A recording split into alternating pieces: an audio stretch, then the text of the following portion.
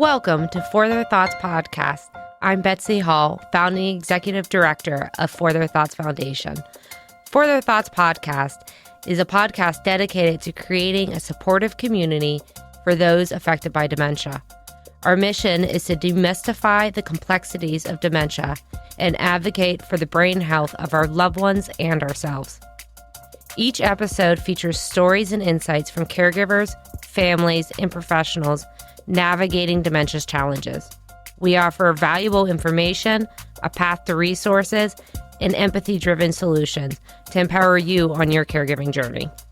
Whether you're a caregiver, a professional, or a family member, For Their Thoughts promotes understanding, fosters connection, and enhances the lives of those impacted by dementia. Join us as we explore this journey together and how we can all rethink dementia. And welcome back to For Their Thoughts podcast. My name is Betsy Hall. I am your host, and with me today is co-host Kelly Davis, and I am very excited to be back for the For Their Thoughts podcast. I had a great time last time. I did. Yeah. Last time we talked about, what did we talk about? We talked about what is dementia? Yes. Why does it matter what dementia is? And we talked about For Their Thoughts Foundation. Yes. And so I thought this episode would be a great jumping point from that, was to take a peek under that umbrella we talked about. We talked about the fact that dementia is an umbrella term, and then that there's diseases within that umbrella. Yeah. And so I want to talk this week about the one that's most personal to me, frontotemporal dementia. Yes. Also known as FTD. And that's the disease that took my mom's life and my grandmother's life. And so, yeah, let's just jump right into it. Yeah, let's jump right into it. I want to thank you, Betsy, for your education, by the way. And it really was like the last podcast. And I also had the privilege of attending one of your Rethink Dementia workshops. And I had no idea that dementia was the umbrella. And had all of these different kinds of, I guess, is it diseases? Yep, different diseases. Yeah. Yeah. It was very informative. Yeah. I didn't know that before. Yep. Yeah, dementia is a general term, which you're not alone. A lot of people don't realize that dementia and Alzheimer's are mixed up all the time. But Alzheimer's is a type of dementia. And today we'll talk about FTD, which is a type of dementia. And that one was the one your mother was diagnosed with. Correct. Okay. Yes. Gotcha. Yes. Gotcha. Yeah. And, just a couple key points on FTD is that while Alzheimer's is the one that we know about the most and we hear about the most, FTD is actually the most common under the age of 60. It most often happens between the ages of 40 and 60. My mom was right smack in the middle at 56 when she was diagnosed. But it can range anywhere from 20 to 80. And so that's why today I want to introduce our guest speaker in a moment, and that our guest is Dawn Kirby. And she's a little bit on the end of that spectrum when it comes to her story and her interactions with FTD. Yeah, it's something to, with your work, you see all kinds of different kinds of dementia. And I know with the various programs that you offer and you meet different people, how do you do it? How do you not just, you have such a huge heart. How do you get through some of this stuff? It's kind of that concept of turn pain into purpose. Every conversation we have with a family member, there's always tears and it's always very real. But at the same time, every human that we can help, that it helps with that grieving process a little bit more, because there was so much isolation and there's so much a lack of knowing where to go and what to do through my mom's dementia journey and through my mom's FTD journey. But every family that we're able to help navigate them, then at least we're paying that forward and taking that pain and putting some purpose into it. And I don't mean to jump ahead, but literally paying forward, because you have like these scholarships that you offer Yes. Yeah. So one of our programs is called Care for the Caregivers Relief Program. And it involves a financial relief or a scholarship, no strings attached, to a live-in caregiver that's taking care of their loved one 24/7. And they can use that money for whatever they need to find relief. It can be having a day with their kids, because a lot of these families are younger, and Dawn's a perfect example. And so they can use it for a day of relief. They can use it to bring in extra help, pay bills, etc. And with that also comes a care navigation package, that roadmap, because that $1,000 is temporary relief, but they have a long, long journey ahead of them. And this is not a sprint. This is a marathon, and you have to be able to have your community and know what that care team looks like, and we help build that for them. And you said caregiving roadmap. Mm-hmm. That is an excellent way to look at that. I mean, and is that something that's actually, I didn't know that, is that something that's actually like on your website or something for a road, when you say a roadmap, that is... We are coming up with a more downloadable version that anybody can have access to. So who knows, by the time this airs, it might be ready by then. Yeah. So, because but for the families, it's very customized with the scholarship, with the Care for the Caregivers Relief Grant, that we take the time and we have a one-on-one conversation. And you don't know what you don't know. And so we ask them the questions of, what kind of respite are you getting? What's the situation with friends and family? What kind of support do you have? Are you in support groups? Are you seeing a specialist or just a general doctor, etc.? And again, you don't know what you don't know. I didn't even know what the word respite was when my mom was diagnosed. And so we kind of help shed light on what that team could look like and where those resources exist, which is why we call it a roadmap. And then Dawn Kirby, who we're going to welcome on in a moment, was the recipient of this. Yes. Yeah. Oh, she was one of the first ones to receive a grant a few years ago. Oh, my goodness. Oh, should we welcome her on? Yeah, let's bring Dawn on now. Let's bring Dawn on. Dawn Kirby. Let's see here. Dawn, are you with us? Yes, I am. Hello, Yeah. Dawn. Hi. Hi, Dawn. Good to see you both. Oh my gosh, it's so great. It's been a few years since I think I've seen your face, but just hearing your voice is just so comforting. Well, I appreciate that. I feel just honored that you've asked me to do this. Well, Dawn, your story to me is just it's equally unique, but equally incredibly relatable. I'll never forget our first conversation, and some of the things that you were saying that you were going through right then and there, taking care of Kara. I felt like I was hearing my own story, and so that's why I wanted to bring you on today. And I guess maybe let's just start there on introducing yourself, where you're from, and what your relationship is with FTD. Oh, yes. Well, my name's Dawn Kirby, and I actually live in Paris, Illinois. I'm on the east central side, near Terre Haute, Indiana. Some people may know where that is. I'm married. I'm a mother of two. Kara is my youngest daughter, a grandmother of four. I'm a physical therapist assistant in home care. So I was not, a stranger to dementia in itself.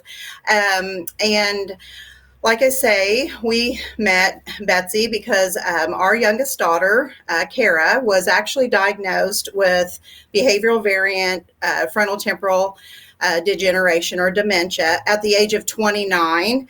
And unfortunately, she did pass away at age 33 from this just debilitating and heartbreaking disease. I will admit I've been a caregiver for my parents who've both passed away, a caregiver for my mother-in-law right now who has Alzheimer's. And I've, seen many different people, but when you are a caregiver 24/7 with someone for someone with dementia, especially your child, where there was no way that was ever on your radar. We're going to discuss kind of how that came about, because it was not an easy journey to get that diagnosis. But I just feel privileged that I'm Kara's mom and that I was able to care for her and have people like you, Betsy, and ways in which that we can grow together and learn together. Yeah, absolutely. Wow. I mean, talk about, your story being so unique. I'm sure when people were going, listening to this podcast, you just assume that it's someone that's older. And then you have someone that you said 29. What was the age? Yes, 29. It was when she was finally diagnosed. But of course, the symptoms started way before that. Actually, we started noticing symptoms in 2017, right after she'd had her first child, a baby boy. That summer, we had lost my 16-year-old niece to a car accident. She was Kara's mini-me. We noticed Kara kind of withdrew from the family. She was worried about the baby she was carrying. 6 weeks later, she had her baby. And then 3 days after she had her son, her favorite grandfather passed away, my dad. And we had just a tragic summer. And Kara became very withdrawn. She was very OCD. She just had a baby. It's not real uncommon for new moms to become, a little bit worried that their child's going to be sick or things like that. But hers quickly turned more psychological, or what I should say, they felt like she had psychosis because she started having auditory hallucinations. And that started our pre-diagnosis journey that took over 1.5 years of tears and waking up every morning thinking someone's going to find an answer so Kara can be the mom she's always wanted to be, but going to bed every night defeated because we couldn't figure things out. And so did you go to multiple doctors? I mean, when did the word dementia hit your radar of it might be something? I mean, because just 28, 29, you don't even think of the word dementia in the vocabulary of a possibility. Exactly. She was kind of caught in the mental illness spectrum, which is understandable. One of the doctors called it like a perfect storm. She dealt with, traumatic events. She had to go through in vitro to have this baby. So she was, very emotionally involved with having her child. And we actually did go to multiple doctors.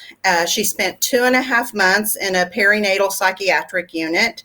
They never did think dementia, obviously, because of her age. And then we finally went to Mayo Clinic in Rochester, Minnesota. Her psychiatrist, actually from Terre Haute, Indiana, said, Dawn, I'm sending you to Mayo because I really have no idea what's happening with Kara.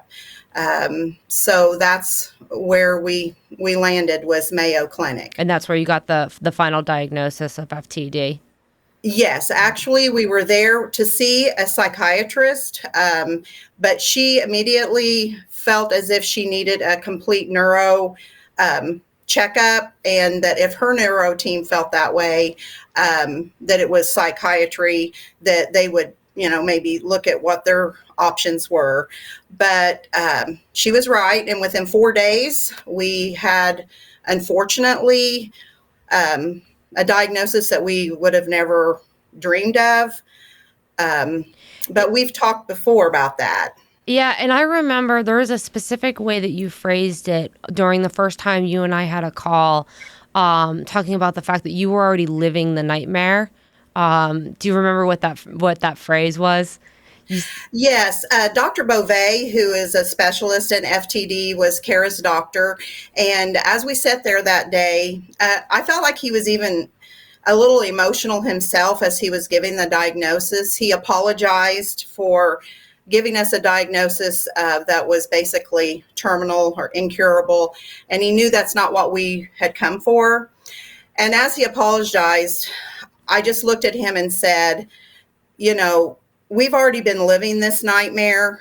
You finally put a name to it. Yeah. And the way I look at it is, it's like having that monster under the bed that you don't know what you're fearing, but you're in fear. You don't know what's going on. And it's like, we now knew what the monster under the bed was, so we could do something about it. Yeah. We could, do the best we could with what we had.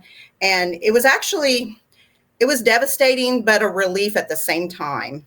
No, and I can completely resonate with that. I mean, that the unknown with anything is sometimes the hardest part.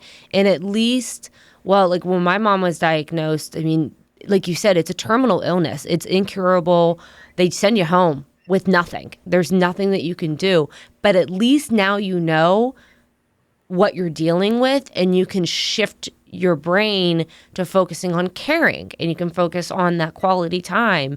And there's some level of relief with just at least having a answer. It might not be the answer you wanted, but at least it's an answer.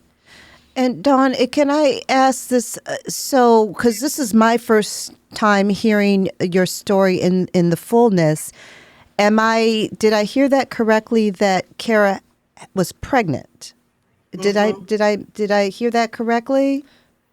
Yes. Before, leading up to the diagnosis. Yeah. And so after she had the baby, she was diagnosed. Am I hearing that correctly?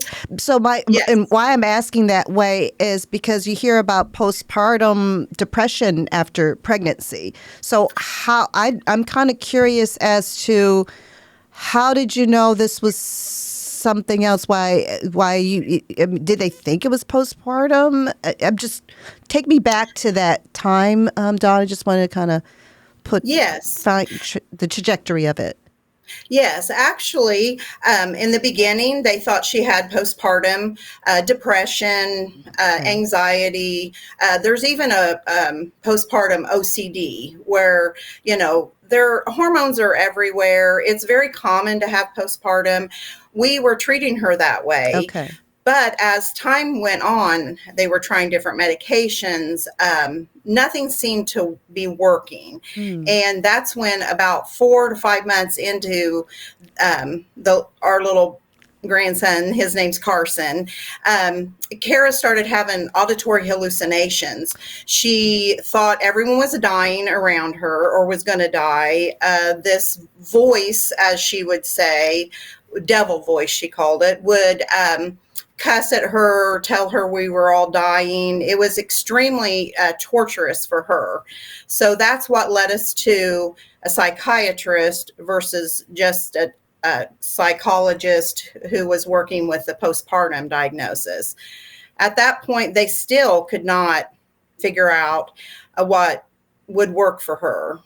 And it wasn't actually until, like I say, over a year and a half that we made it to Mayo where dementia was actually even discussed. I totally understand why she was caught in that type of postpartum psychosis, which is very real as well. I could see where that could happen, but as a mama bear and knowing my daughter, I just kept saying, you're missing something. This is not my daughter. I even actually had them check her for a brain tumor. Wow.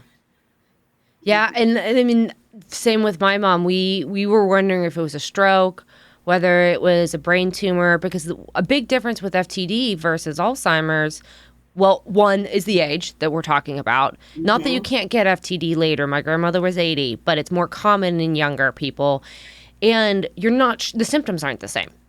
Right. Like my mom, she had the primary progressive aphasia form, so she was having troubles with her words. Kara, it sounded like she had behavioral, so her behavior was different. When we think Alzheimer's, we think memory loss.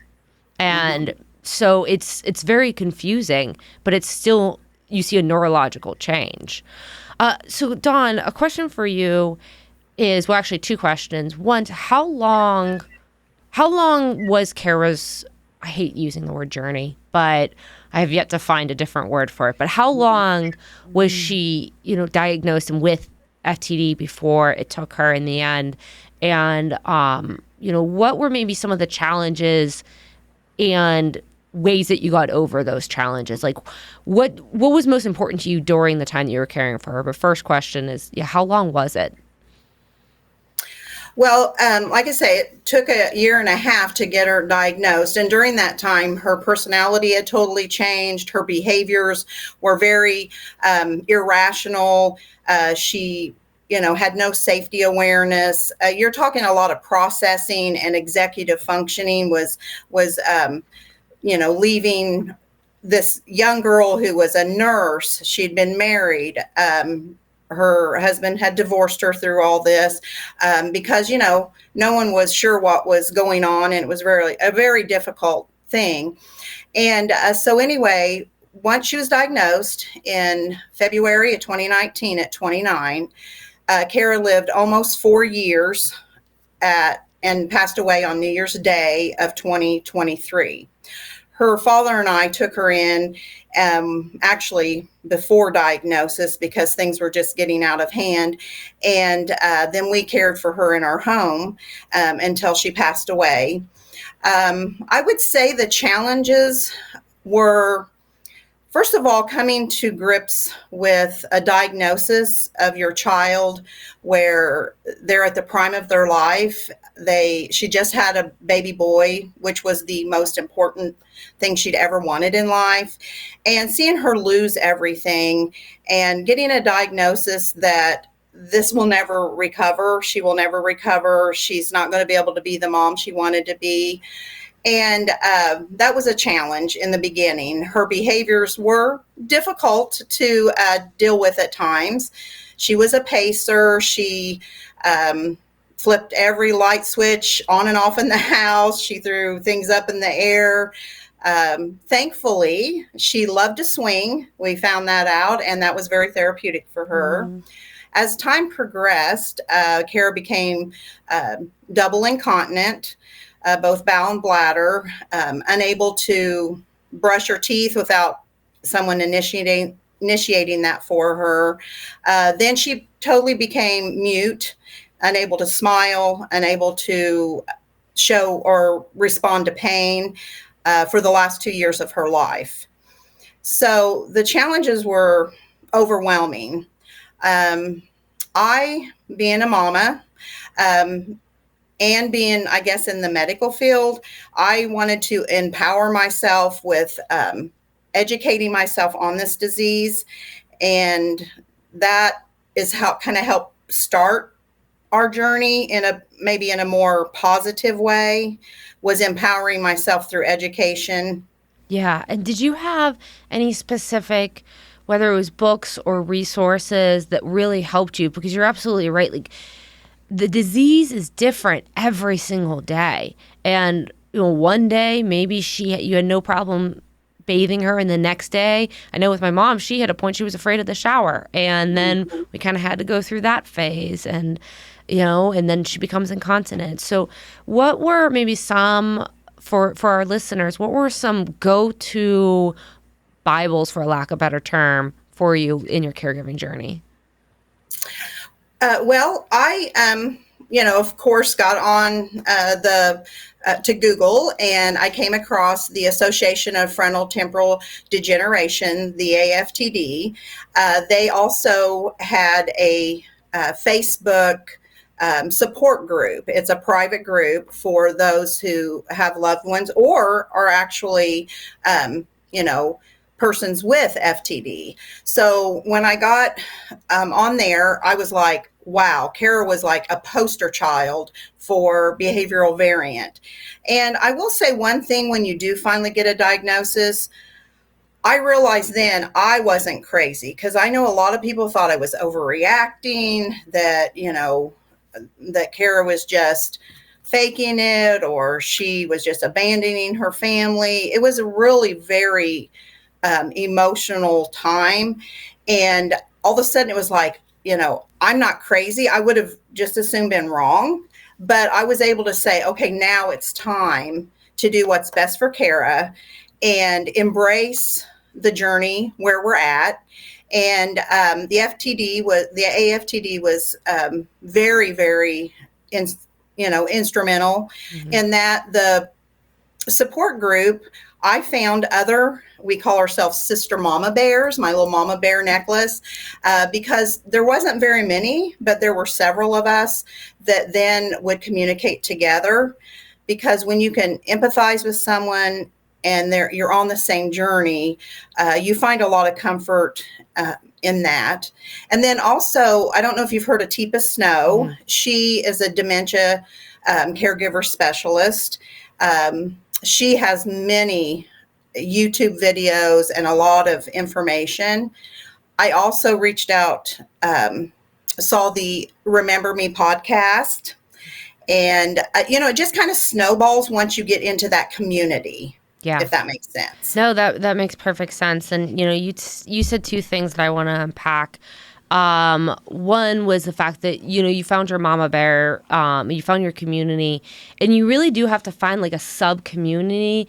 If you're a man, you might want to find a men's support group, or if you're a mother caring for a daughter, or you're long distance, and, somebody that's kind of on the equal journey as you, so that empathy is a little bit easier.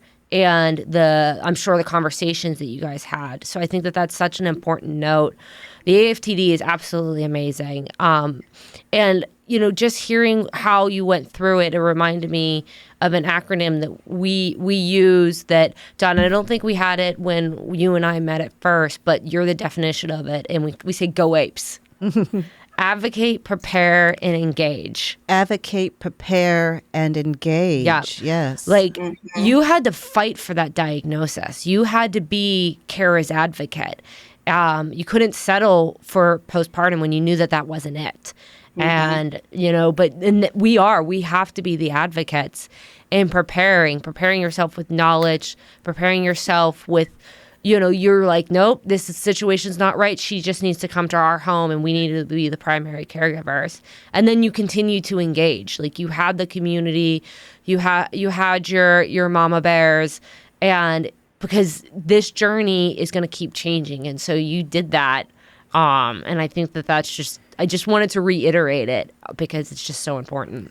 And I have to ask, Dawn, then, one is to have advice for, what advice do you give those that are more like on the periphery? And if you may, Kara's your grandson, what do you say to the friends and exactly friends and church members of the individual, because then they're not going to church like they used to. How did you navigate that, Dawn? Well, like I say, I think education is extremely important because, like Betsy said earlier, you don't know what you don't know. And unfortunately, we are also in a rural area, so there's not a lot of knowledge of the different forms of dementia because Alzheimer's, is kind of the one that everyone goes to. And so we got these booklets that actually the AFTD supplies that says, what is FTD, and kind of explains it. And it was easier to give the loved ones and friends this booklet that they could then kind of absorb that in their own way and in their own time, because it was extremely overwhelming to be caring for Kara because she needed so much, but then to try to explain it over and over and over when you're going through such an emotional And let's face it, I mean, 24/7, she didn't sleep a whole lot there at one point. So I think educating them, and also one thing that I have always said, and I don't know where I heard this, but there's two sides to every coin. And a lot of people want to kind of step back when it's dementia versus like cancer or something. And it's a very lonely journey for the person and the family. And I explained that to her young friends because, I mean, they were all in the prime of their life, having children. They didn't know how to relate to Kara. Kara was very much strong and very much a mother bear herself at a young age. And so I just kind of said, it's not easy being you and being uncomfortable, but how do you think Kara feels? It's not easy being Kara as well. And I think seeing that both sides of the coin helps people maybe to understand a little bit better that this may be uncomfortable for me. I've lost Kara, the Kara she was, but what can we do as a team to make this, to embrace where we're at now, and especially for Kara. Yeah, because she didn't choose this. Right. No. I want to thank you. We're coming towards the end, but I think I definitely want to ask, how did you two get together, Betsy and Dawn? And Dawn, you were the recipient of. Mm-hmm. Yeah. So Dawn was nominated. I can't remember now who your nominator was. So to receive a grant, you need to be nominated by a care professional or a vetted care facilitator. So, for example, support group leaders that are engaged with the caregivers, or care professionals like hospice doctors, nurses that are directly caring for the person with dementia can nominate. So yeah, Dawn, you were nominated for our grant, and so we built the roadmap and provided the relief the relief grant for you, so that, like you said, it was 24/7 taking care of Kara. And I can't remember what you used the money for, but I do remember that I think it had something to do with your grandkids and baseball, if I remember. Pretty close. Actually, it was. My husband and I couldn't ever leave at the same time. And so we used that grant. And I appreciate For Their Thoughts so much for this grant. But we were able to use that to get some help to come in and watch Kara so we could go to basketball. We're basketball. That's what it was. Yes. Yes. I got the ball part right. Yes, you sure did. And, it was such a joy to be able to leave and enjoy our grandchildren who, thought, well, here's Grandma and Grandpa. We've been the biggest part of their life. And here they were.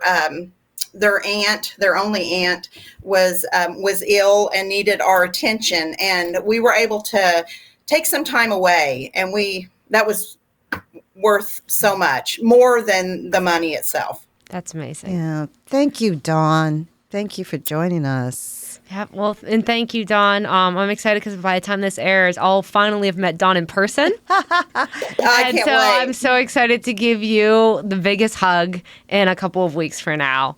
But for now, to our listeners, thank you for joining us on this episode of For Their Thoughts podcast. For Their Thoughts is brought to you in collaboration with Imagine Podcasting and For Their Thoughts Foundation. Producer and co-host, Kelly Davis. Chief Audio Engineer and Editor, Chris Swan. Intern, Will Harrison. And sponsored by Investor and Strategic Business Consultant, Dr. John Sanders. Thank you for joining us. Until next time. Have you or someone you know been impacted by a form of dementia? Have you felt the weight of this diagnosis?